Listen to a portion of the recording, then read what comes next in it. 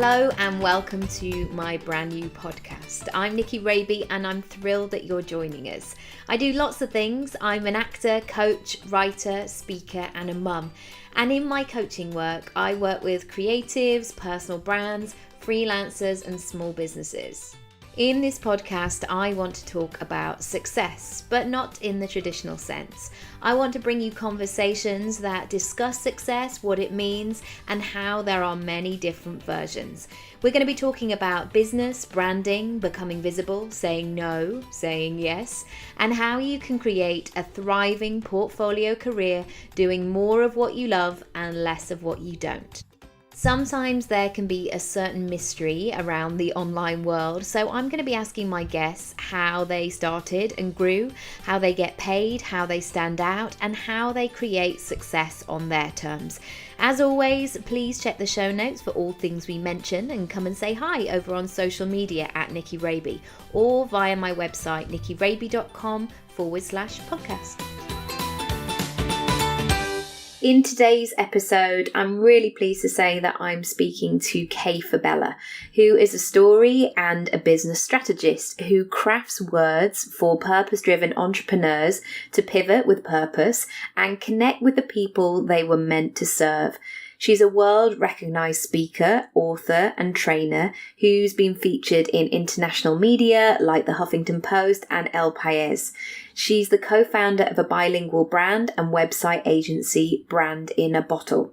She's originally from LA and now based in Madrid in Spain, and she works in English and Spanish to create meaningful communication strategies that connects brands with their buyers and their believers.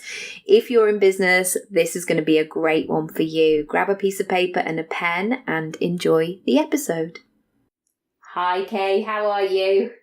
I'm wonderful, Nikki. How are you today? Oh, really good, thank you.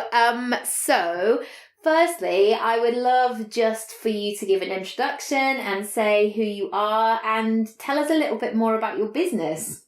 For sure. So, well, first of all, thank you so much for having me on the podcast today. My name is Kay Fabella. I'm the story finder for pivoting entrepreneurs.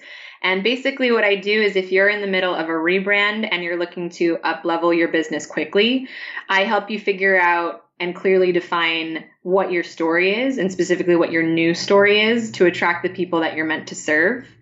And I'm also the co-founder of Brand in a Bottle, which is my bilingual branding and web design agency, which I run with 2 Spanish business partners from where I'm based here in Madrid. And yeah, so that's a little bit about me and what I do, and I'm so excited to be here. Oh, fantastic. Thank you. So how did you first get to know that story was going to be so integral to your story, as it were? How did you know that that was the way how you would fit within business? Absolutely. So I think it's multiple things. I think one important aspect was I am obviously not Spanish. So I followed in my parents' footsteps because they were originally from the Philippines and they immigrated to California where they're now based and where I grew up.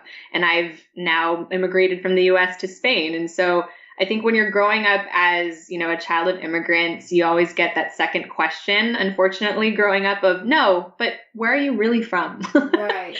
And at first it really used to bother me. I would say, well, I'm really from California. And I don't know. I think there's something about, being a minority and, having people as for parents who are not from that country initially, that you instinctively know that the world is big and round and wide and full of so many types of people. And you start to get better at telling that story. So I'd like to say that that's where my abilities as a storyteller first started, was having to answer that initial question and realizing that it was an opportunity for me to connect with people. And another important thing was actually one of my favorite quotes from my mom. She taught me a lot about empathy early on, and that continues to be my superpower for helping businesses in any industry with any different kind of client find their story. She said all the time, everyone has a story and it deserves to be told. So naturally, that made me curious, that philosophy of I want to talk to others, I want to get out and to explore. And I would also say that my love for storytelling was also directly inherited from my dad, because he grew up loving things like Star Wars and Star Trek and Greek mythology and Lord of the Rings and basically everything sci-fi, fantasy. That was his jam. And I was the son he never had. Brilliant. So you were lined up to watch all of the things. Exactly. So he passed on his love of all of those like massively epic stories to me that just like really lit up my imagination. And I don't know, I think all of those things together and my love for stories and for the ability and the magic of like using them to connect to people, even more so since I moved here to Spain, when, you know, you have the extra barrier of not knowing the language right away, you see how important they are to create and cultivate relationships with the people next to you, whether it's, you know, somebody who's preparing your drink at the bar or just like a random conversation you strike up on the bus.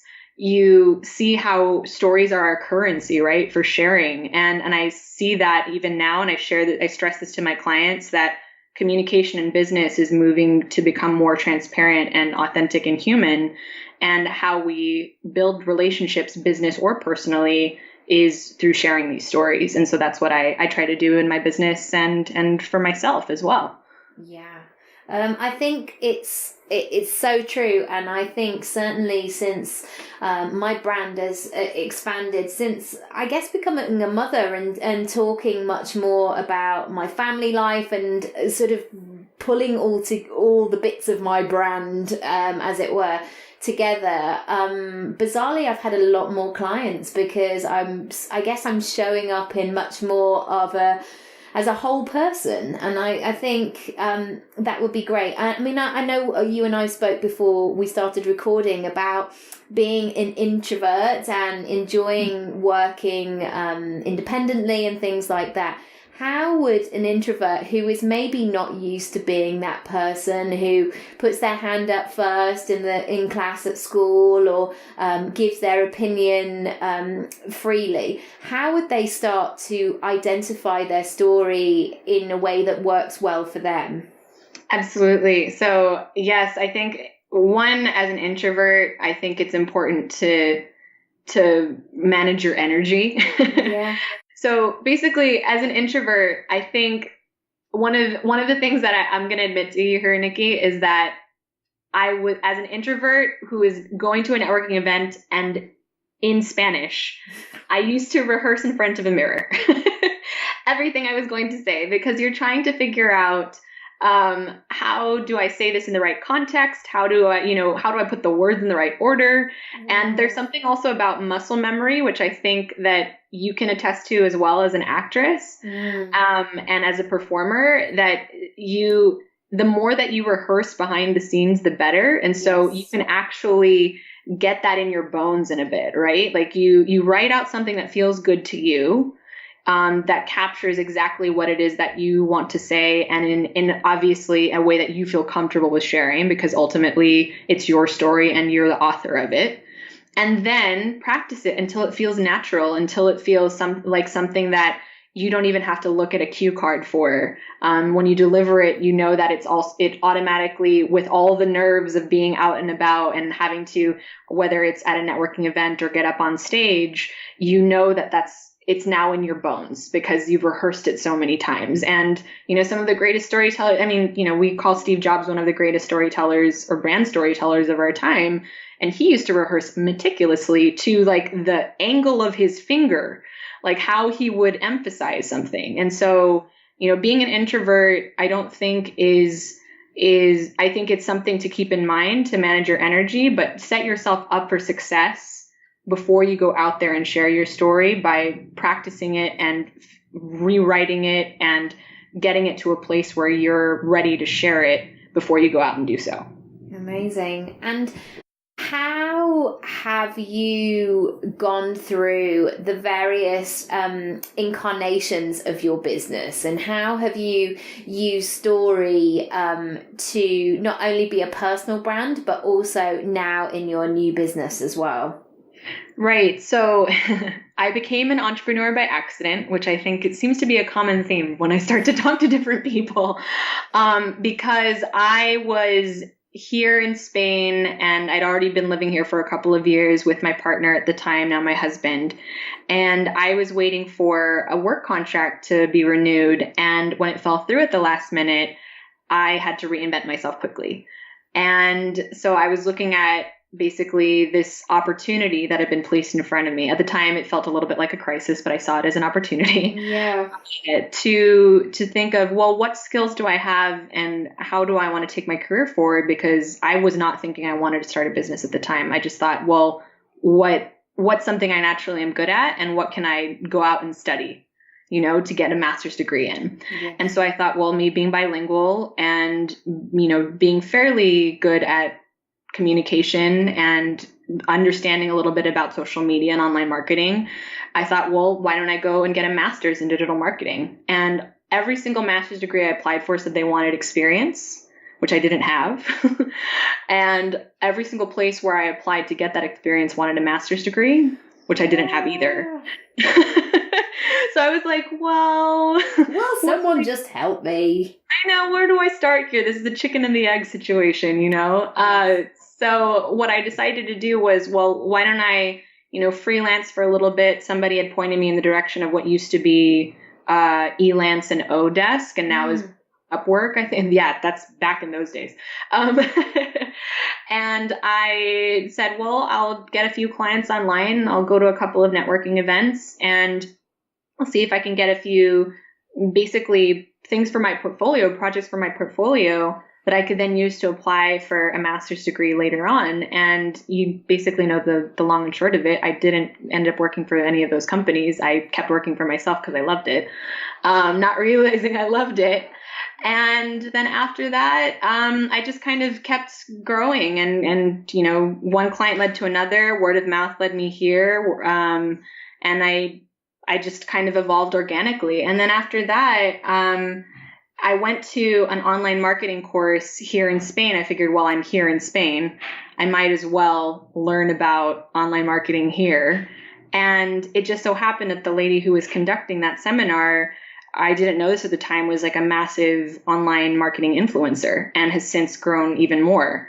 And I mentioned to her that I was learning about story, and this is what I was specializing in. And she said, well, no one's ever written about story on my blog before, and I'd really like to have you come on as a guest expert. And I said, wow, amazing. Thank you. I would love that. And, fast forward to a couple of years later, and I'm still getting referrals from that post. I've been cited in like international banks and like corporations as like the expert on story, because I didn't realize at the time I was the first person talking about it in Spanish in a visible way. Right. Which was insane. And so that ended up leading to, getting featured in a massive newspaper here, El País, which is like the New York Times of the Spanish speaking world, and getting a full page feature in their Sunday Times, because I was so well positioned, because they were like, oh, you're talking about it and you're American. And obviously because you're American, you know what stories is all about, and we want to learn about it. And that then led to, me getting hired by like Standard & Poor's and then Google, and like all of these amazing opportunities fell into my lap, again, on accident. And it was right around that time that I was starting to have kind of a little bit of a, well, what do I want to do now with this business? Because I'm responding, but I'm not being proactive about it. And I think that that's a trap a lot of us fall into. We don't initially start thinking we're running a business, and then when it starts to go well, you then have to sort of sit back and reevaluate and zoom out and say, is this where I want it to be going? And that's what happened to me. And so in the middle of that, I was also in several, accountability partnerships, masterminds, which I think is super key for anyone who is an online business owner. Find your people, even if they don't live in the same city, find your people and connect with them. I couldn't agree more. I think it's invaluable. Absolutely. And one of them happened to be a web designer who is based in Valencia, in another city here in Spain.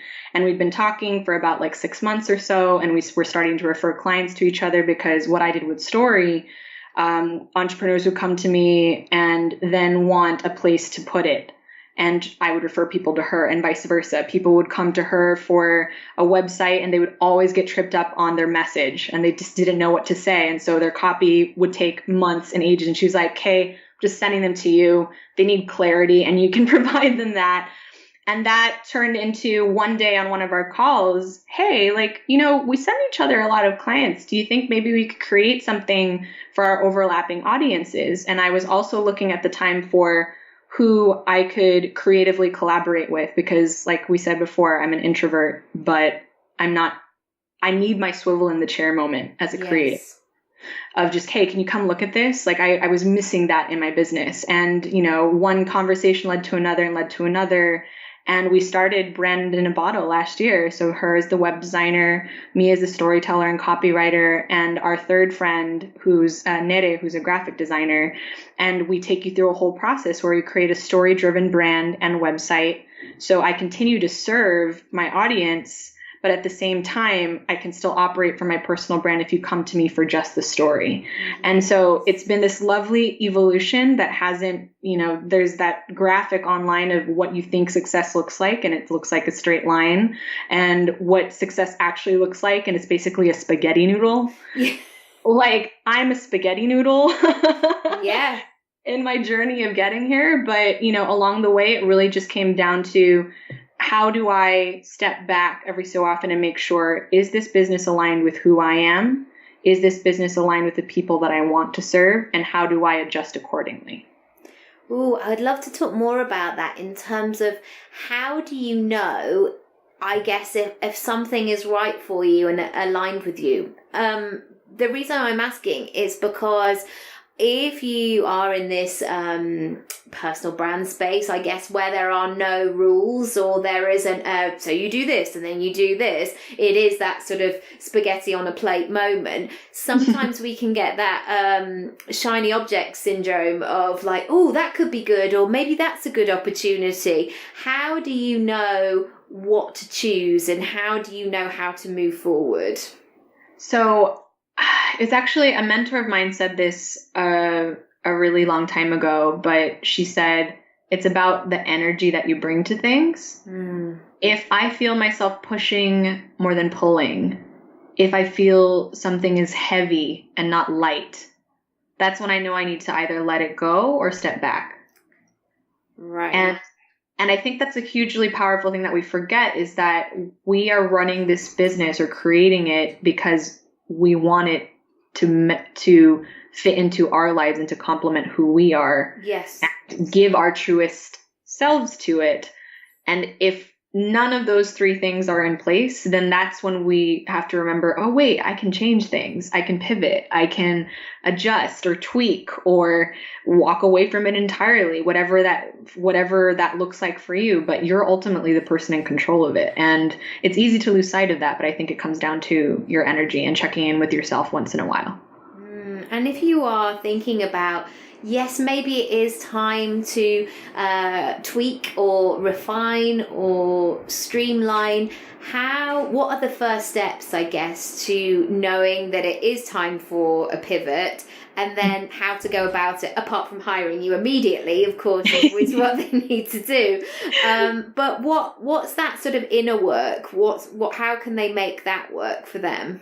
Sure. So I think, well, like you said, work with me. But the other thing is, here's my contact page. Here's my contact information. Right. But it really is internal. I mean, I just, at the time of when we're recording this, I've just come out of a pivot myself for my personal brand, because I was trying to figure out, essentially, while I was building my agency Brand in a Bottle, I didn't really quite know what to do with it. So I just let it sit. And it is a lot of internal work, because you do have this sort of, once you realize that something's not feeling light, again, coming back to the energy of it's heavy, I've outgrown my mission, the audience that I'm serving is no longer the audience that I want to serve, I have maybe a new set of skills or passions that I want to pursue that don't really feel like a fit for this business, or could even be an expansion of my current products or services. There's a multitude of different things that could be happening, because as business owners, as people, we're always constantly in evolution, right? So yeah. once you've noticed that little bit of tension between, okay, this doesn't feel right anymore, and I think we're all innately intuitive beings, it's just a matter of tuning into that. Yes. Then the next bit is, okay, what do I want now? Now that you've decided I'm pivoting, how do I move forward? And what do I want this to look like when I come out of the other side? And believe me, you're going to want to have a clear vision of what it's going to look like on the other side, because there will be moments in that journey when you're in that canyon, like trying to think like, wait, why did I do this? What did I get myself into? Like, there's so many questions and I don't have the answer. Oh, and just before we continue, I would love just to touch on that, because I think what you're saying is so practical, but also we know that those questions come not only like, oh no, why is this taking so long? Or why is this happening? But also that self-doubt of, who am I? You know, the personal stuff, the devil on your shoulder. Who am I to do this? Am I ready? Does somebody like me do something like this? How do you navigate those as well? For sure. Yeah, it's growing pains, right? Oh, just like God, and it's so ugly when you're in it. It's just, you have to just stick your head down almost and keep going. Absolutely. And I think the important thing to keep in mind is, I know it sounds painful, and another way that I likened it the other day to a client was, you've climbed Mount Everest before, so you know what this looks like, and it's almost harder to climb it again because you're starting at base camp and you're like, I remember every step. Climbing that mountain, it was not pleasant, and oh no. It was actually like 3 years ago this week where I found out I was pregnant, and so bizarrely, because of the weather, I'm kind of getting all that. I'm not pregnant, but I'm kind of feeling like all those feelings again, and I'm just like, oh, it's taken me back. I do remember it. It's right there. Exactly. It's like, you know, coming back to like, it's you have that memory as a business owner of just knowing, you know, I've walked this path before, and it's hard. But when you think about it in the grand scheme of things, like the pain of actually going through figuring out who you are and where you want to take this business and what steps you want to see yourself take in the future with it, that when you weigh that against the pain of you staying where you are because you feel like you don't want to be seen as wishy-washy, or because you don't want to be perceived as somebody who changes their mind, or because you don't want to be seen as a quitter, or because you're like, but I've given so much already to this and I don't want to walk away. And you stay for that, I prefer the first kind of pain, to come out of it the other side as your truest and highest self, as both a person and as a business owner. Me too. And I feel like sometimes we can stay in that position so long because people, you know, and it may be that the work is continuing to come, that people are still requesting those kind of services from you, or you are referred to because of those great things that you're good at. But just because they naturally come doesn't mean you can continue. I've spoken about it on the podcast before, but I was an agent for 5 years as my sort of out of work acting job, and I loved it because it was great for my business building and understanding that other side of things. But certainly in terms of helping other actors, after I left being an agent, it went on way too long, and I thought, I don't want to help people write letters as a, you know, dear sir, madam, and then write 3 good paragraphs. I want to help people on a greater scale, and that took a long time for me to actually lean in and go, yeah, it's okay, just because you've done something, you can change direction. Yeah, absolutely. And that's awesome that you leaned into what felt really true and aligned with you and followed that intuition, I think. And then remember that I can do this and gave yourself, I think that's ultimately it, is give yourself that permission to understand that you can move to something better. Yes. And how have you changed the way that you work from being a personal brand to collaborating with others? Because before we recorded, we were just saying collaboration is the future. You know, we all want to, we're sort of rebelling against the online world slightly and go, no, we need to see each other in person, or we're craving that connection. How have you been able to switch into working as part of a collective?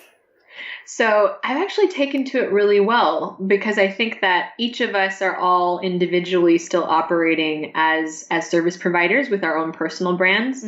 And so we have created a really nice structure of, knowing when we need to check in for meetings. We're not going to, be in meetings for no reason. Actually, we question ourselves sometimes. We're like, is it something we can meet over? We could do this on Slack. Yes. Or we can share things via email, or we have, we live in such an amazing time, Nikki, with just how many tools we have at our disposal to make communication in different kinds of formats so easy. So knowing we let each other know when our working hours are, when, we're meeting with clients, or when our meeting days are.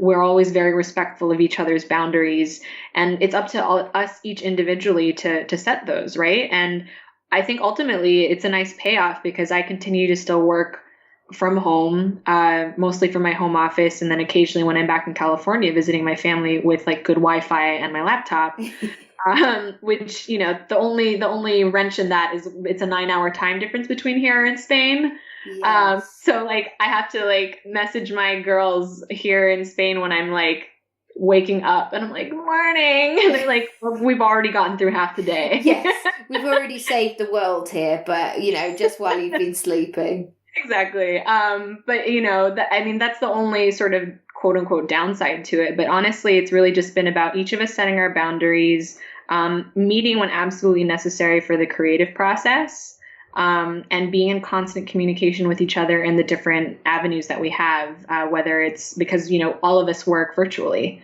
So we meet, and then it's important for us to at least meet once a quarter as a team. And so I've chosen well, because both my partners are in Valencia, which is near a beach, and Madrid, the only thing it doesn't have is a beach. And I'm just like, oh, great, cool. I'll come visit you guys. Yeah, I'm available. Let's do our meetings there. It's amazing how much you can make it work. I work a lot in a members club in Soho in town. And I remember going to look round and asking the lady, I was like, do you allow children here? And she was like, no, we're so sorry. I was like, don't be. I don't want children here. It's busy enough at home. And I love having that time where I'm like, because I can't do the two things at once. That's one thing that I've learned for myself, is that to juggle while my son just, nicely plays is not going to help anything.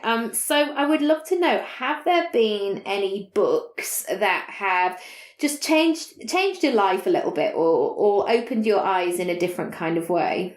Oh, so many. I know, me too. There was actually, I know this is one of the questions that you said that I should look at before the call, and I was like, oh my God, just how much time podcast? There were several. I think the first one that kind of started me thinking about story without even knowing that it was about story was Start With Why by Simon Sinek. Yes, it's so I know good. It's a little bit outdated now, but the principles still ring very, very true.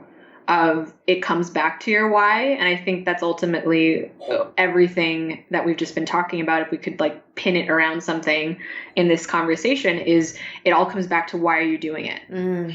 And that was a huge game changer for me. And his TED Talk as well, because initially I was like, oh, I don't really want to, I'm always looking for, I'm a visual learner. So I was like, I'll watch the TED Talk. Yeah. And the TED Talk turned me on so much that I was like, I need to read this book. And then you're reading it until 3:00 in the morning going, I've got to finish it. It's so funny. I'm actually looking at my Kindle as I was prepping for this call. I was like, don't think I've read a fiction book in so long. I think everything is so. I thought that. I thought that the other night. I was just like, okay, I've got to stop developing myself and just read for pleasure sometimes, because I love doing that too. Absolutely. And I think another book, speaking of that, was because you and I obviously are creative souls as well as ambitious women, was Big Magic by Elizabeth Gilbert, which came out last year. Good. Oh, it's so good. And just about cultivating creativity as a practice and seeing it as something that works in conjunction with you and not a faucet that you can turn on, which I think when you're an ambitious person and you're creative, you're always trying to figure out what can I do to maximize productivity? And then just remembering that there's a joy in it. And that's part of the process is cultivating that with you. And on that same vein, The Artist's Way was another one. Yeah, so good. We have the same bookcase, I feel. Oh, fantastic. Well, we'll have to have just record another podcast just about books one day. Yeah. It was such a great game changer for me. And although I don't do the morning pages as much anymore, it's what got me into the practice of journaling. And that has now become incorporated in my morning routine. I never, start my day without it. And that was really, really inspiring and something that I plan on coming back to again and again, which was a great book. And I mean, another one for story specifically was, I'm a huge fan of Bernadette Jiwa. She's based in Australia, but she's Irish, and she calls from Dublin. She's from the storytelling capital of the world.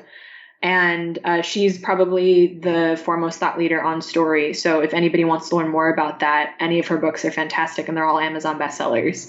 But the one that I loved from her, if I was going to recommend one to people listening, is the Fortune Cookie Principle, which is all about this idea of thinking of what we do in our business. Like, people focus so much on the commodity, like the cookie. Like, when you think of a fortune cookie, ultimately, it doesn't really taste that great, but it's about, like, when you open it up, it's that message inside, is that excitement. And that's essentially what we do as business owners. We tend to focus a lot on the hows and the how-tos and the facts and figures and features of our product or service.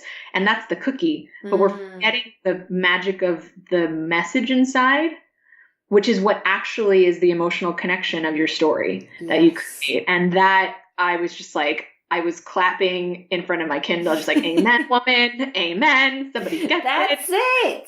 I love it when I know I've really tapped into something when I do an Instagram live, and basically everybody who is live there then message me afterwards and gone, oh, thank goodness you've spoken about this. I've been thinking about it for so long, and it's so nice that other people feel like that. And it's just when you show up as yourself, isn't it? And give your bit of magic. I know that sounds cheesy, but you know what I'm saying. But it's so true. Absolutely. And I think that's what we forget, is like the power of story is that emotional connection. And it's not just the story we're telling. It's the stories that our customers or potential customers are telling about us when we're not in the room. And that's what's ultimately the power of it. Is like, well, now when I think of Nikki, I know that she does this. Or now when I think of Kay, I know that she does this. And this is the message that spreads on our behalf. And so that's the other part. Well, I won't give away the book, but it's just fantastic. You should read it. You could totally have claimed that for yourself, by the way. Like, oh, I've got all these new, these are my methods. I won't tell anyone. I would love to know, of course, we wouldn't do that. Bernadette, you worked hard. Where would you like to be? Like, I guess, what are you growing? Where do you want to be in 5 years? I know it's a big question, but I feel like it's always a good one to explore. It's funny. I think I read so many books. It'd be nice to publish one. Ooh, yes. I don't know. I know I have a book in me, and I don't know what that story is yet. I think I'm still living it, so I don't know what it looks like, but I would love to at least share a story, if not one of my stories, in the form of a book to reach more people with that, because I think when we share stories that way, and especially in a book form, we're raising our collective consciousness as people and as a society. So it's giving other people permission to dream and think about things in a different way. Yes. And that's what I ultimately would love for this book to be, whenever it comes out of my head. Yeah. I always think about the people who were like me, 25, 30 years ago, who were dreaming big but had no idea how to do any of the things that I wanted to. And I realised, I was doing a talk the other day, that when I moved to London in 2000 to train as an actor, I'd never met an actor before who actually makes a living from it. I didn't know any professional actors. I just knew that I wanted to. And I just think, gosh, these kids today, they don't know they're born because they have the internet and there's so many resources. And sometimes when I've done talks at uni and, across London, and they'll say things like, oh, I'm just stuck. I don't know where to go. And I think, well, you've got so many opportunities, but you have to know what it is you're looking for, I guess. Absolutely. And it's so true. I think it's just, maybe in 5 years' time, who knows, like some other technology has been invented, which will make it even more possible for like your kids or your grandkids or whoever it is. That's just like, now their whole realm of possibilities has been completely expanded. So I don't know, who knows, maybe they'll have invented, maybe artificial intelligence is like more real than abstract than it is now. In that case, like I want to record an AI voice. Who knows? Like I have no idea. No, and that to me is so exciting. And I think that it really just goes to show that your job is just to keep evolving as a person and keep learning and growing and becoming curious and seeing what's out there, not just in your own industry. And actually, I don't follow lots of coaches, not because for any reason, but sometimes I just find it distracting and I need to have that idea of just that sense of being instinctive as well. Absolutely. I think, and ultimately it comes down to like, we're always going to be evolving, but as long as we're kind of evolving around who our truest essence and nature is, we can't go wrong. Because like whether it's publishing a book, which it could be in 5 years time, or speaking on stages, or moving to the city and becoming an actor, whatever that looks like for you, you won't really know until it feels right to you. But I think it comes down to, well, is this ultimately helping me serve who I would like to be? And is this how I want to be moving through the world? Yeah. So I don't know. We'll see where I am in 5 years time. We'll check in. Yeah, exactly. I do remember actually when I went to drum school, I remember walking from the tube all the way and all of the grates, like the piping on the pavement, it was my initials all the way, NR following. So I was like, okay, this is my sign. This is what I'm supposed to be doing with my life. Anyway, if people want to find out more about how you work and get more information, where shall I send them in the show notes? Well, definitely kayfabella.com, which is my personal brand, which I still operate from. And that's where I share all my tips on story and on building a business and on pivoting and rebranding in a way that feels aligned to you and helps you get to that next level of your business quickly. Or over at my boutique branding agency, brandinabottle.com. Wonderful. Thank you so much. I've learned so much, and that's why I love doing the podcast, because I just get to chat to brilliant women who are rocking it, and I hope we meet in the future very soon. Thank you so much, Kay. You've been such a treat. Thank you so much for having me on, Nikki. You're welcome. Bye. Thank you so much for listening, as always. We really appreciate it. And if you listen to this and think, oh, my friend would love this, or I know somebody who's starting a business who would really benefit, feel free to share the episode across social media or via email. Also, if you like the episode, I would love it if you head over to iTunes and rate and review and subscribe so you know when a new episode goes live. And also come over to Instagram. I'm often there at Nicky Raby, and you can come and have a chat with me. Let me know your takeaways, and if you have any feedback for the podcast, if there's any particular guests you would love to hear, I'm really open to having a chat about it. Also, you can work with me one-on-one. You can go over to my website, nickyraby.com/coaching. I do one-on-one sessions, I have online courses, and I do in-person events as well. I hope to see you again very soon. Thanks so much. Thank you so much for listening. I hope you enjoyed it, and I would love to hear what you thought of the episode and share any takeaways with me.